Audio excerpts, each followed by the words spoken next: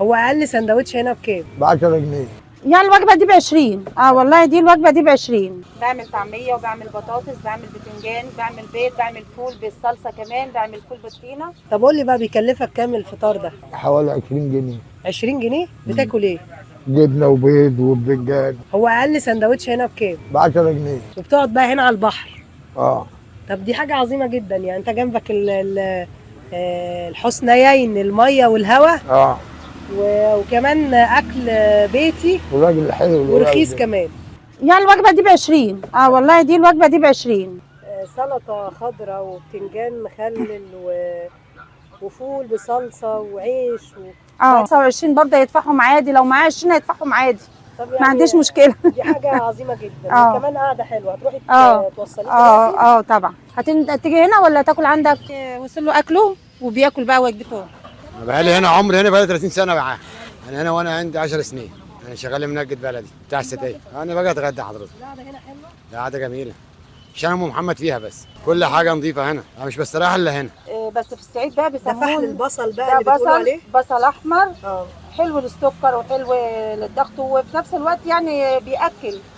وطبعا دي قته برضو كده اكنك بتاكلي في الغيط، مش بتاكلي في مكان اكل. وشطه حاره وشطه بارده. ولو عايزه طماطم بحط لك. في ناس بتحبها كده من غير طماطم، من غير الاكله دي زيت. في ناس بتطلبها منك؟ ده اكيد. ده وناس يعني بسم الله ما شاء الله بيجي ياكلها مخصوص يعني. بعمل طعميه وبعمل بطاطس، بعمل بتنجان، بعمل بيض، بعمل فول بالصلصه، كمان بعمل فول بالطحينه. دي بقى جبنه بطماطم، جبنه قريش برضو بيضه، جبنه قديمه بقى انا اللي عاملاها بايدي هنا برضو. بصي هنا ده مطبخ، وهنا كل حاجه بعملها هنا بايدي. دي جبنه قديمه طبعا. في ناس اللي هم الفلاحين بقى عارفين يعني ايه لبن ضرب. في الصعيد بيسموه لبن حامض. طبعا انا بجيبه ده بعمل بيبقى طالع من الزبده. ده اللي بيبقى طالع من الزبده. في ناس بقى بياخد البصله ديت وهو يدشها بايده. ده كل ما انت عايز كل ما بصراحه. هتجيبي كولمان جديد يعني؟ ان شاء الله. طيب ده بقى هنا ميه وقعده وتسويه، الاكل سخن وشاي وقهوه كمان. شاي وقهوه وكل حاجه، كل اللي انت عايزاه موجود. بياخدوا منك هنا ولا بياخدوا من هنا بقى ويقعدوا في المكان ده؟ هو عايز، وانا ساعات انزل الزبون تحت. ايوه. مين زباينك بقى؟ والله زبايني بسم الله ما شاء الله ربنا يخلي طبعا من جميع المحافظات. اكتر حاجه عند السواقين. السواقين. عايزين بقى كوبايه شاي كده عشان نحبس الغدا. انت عندك فطار وغدا بس ولا فطار بس؟ والله افطار، واللي عايز يجي يتغدى بيجي يتغدى، واللي عايز بيفطر يعني على حسب بقى الزبون ما هو عاوز.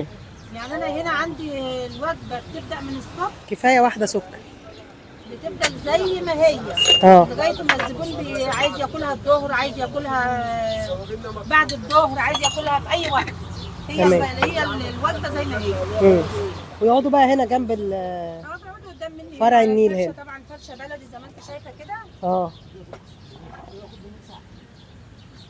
في بنات بتجيلك هنا وستات؟ في بنات، في اسر بتجيلي. اسر؟ في اسر بتجيلي على بعضها. ايوه. انت عندك ولاد بيساعدوكي؟ لا. هنا عندي ولاد بس ما عنديش حد بيساعدني. ولادك ايه شغالين ايه؟ لا انا عندي مدرس. وعندي عمر في الهندسه. ما شاء الله. انت بقى ام واب ليهم ما شاء الله. ربيتي وعلمتي الحمد لله رب العالمين. انت قلتي ان اللقمه الحلال اللي انت بتجيبيها الحمد لله. يعني ولادك بارين بيكي ما شاء الله. الحمد لله بسم الله ما شاء الله، يعني ادب واحترام وتربيه، يعني الحمد لله. دي العافيه اللي ربنا سبحانه وتعالى اداها لي. ايوه. الحمد لله رب العالمين. ربنا يوفقك يا ام محمد. هو فعلا ده بين الفطار والغدا لقمه كده، ايه زي ما تقولي ايه، يعني لقمه فلاحي فلاحي يعني كده. عايزه تقعدي بقى في ارض برسيم وتفردي رجليكي وتحطي الصينيه على رجليكي وتاكلي، ما حدش ياكل معاكي. نجيب حد ياكل معانا يا مرحب يا مرحب، ينورنا. والله كل حاجه هنا انا حاسه ان انا، بصي انا بروح البيت بصراحه ما بفتحش التلفزيون، لان طول النهار لا مش مساله شغل وبس، كل حاجه بتتعرض قدام منك يعني.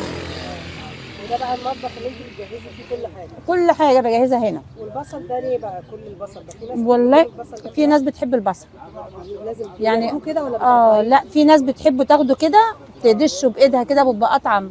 وفي ناس بتاخده تخلينا انا اخرطه بالسكينه لهم واعمله طرنشات صغيره.